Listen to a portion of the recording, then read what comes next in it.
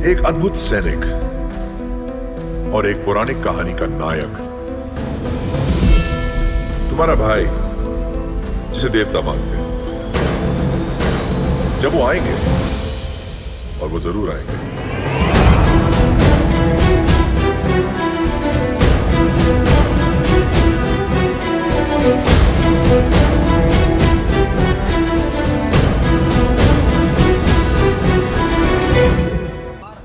Writer यश Vashishtha, anchor Nitin Dahiya. Komaram Bheem कैसे बने विद्रोही। हेलो दोस्तों, मैं नितिन आपका स्वागत करता हूं बॉलीग्रैंड स्टूडियोज में।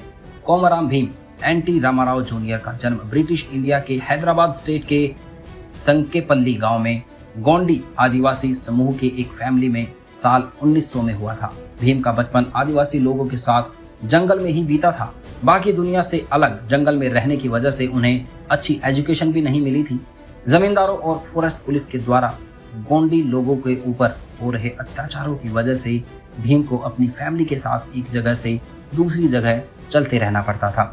1900 की शुरुआत में गोंडी लोगों को एरिया को ब्रिटिश सरकार ने अपने अंडर कंट्रोल में ले लिया था और उनके एरिया में माइनिंग का काम भी शुरू हो चुका था।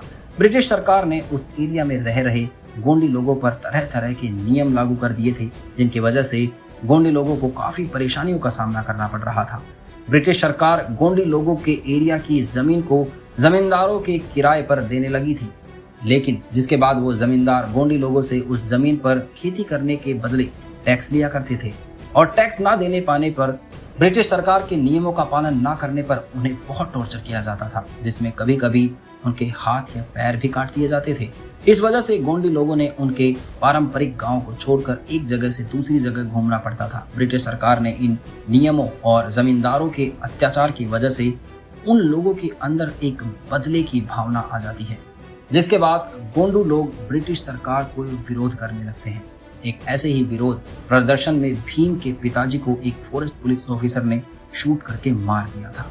अपने पिता की डेथ के बाद भीम अपने परिवार के साथ संकेपल्ली छोड़कर सरदारपुर चला जाता है। सरदारपुर जाकर भीम अपनी फैमिली के साथ लक्ष्मण राव नाम के एक जमींदार की बंजर जमीन पर बस जाता है। वो लोग अपनी गुजर बसर करने के लिए उस जमीन पर खेती बाड़ी करने लगते हैं, लेकिन बाद में उन्हें भी टैक्स देना पड़ता है।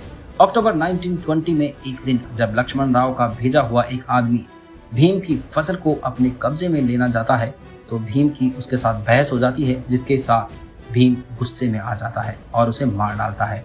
पकड़े जाने से बचने के लिए भीम अपने दोस्त कोंडल के साथ चंदा शहर भाग जाता है। चंदा शहर में उन दोनों को वितोबा नाम की एक लोकल पत्रकार अपने यहाँ शरण देता है। वितोबा एक प्रिंटिंग प्रेस चलाते थे, जिसमें वो ब्रिटिश सरकार और हैदराबाद के निजामों के खिलाफ एक मैगजीन छापते थे। वितोबा के साथ काम करने के दौरान भीम इंग्लिश, हिंदी और उर्दू पढ़ना और लिखना सीख जाता है, लेकिन ब्रिटिश सरकार के खिलाफ मैगजीन छापने की वजह से वितोबा को पकड़ लिया जाता है, जिसकी वजह से भीम को भी वहां से भागना पड़ता है।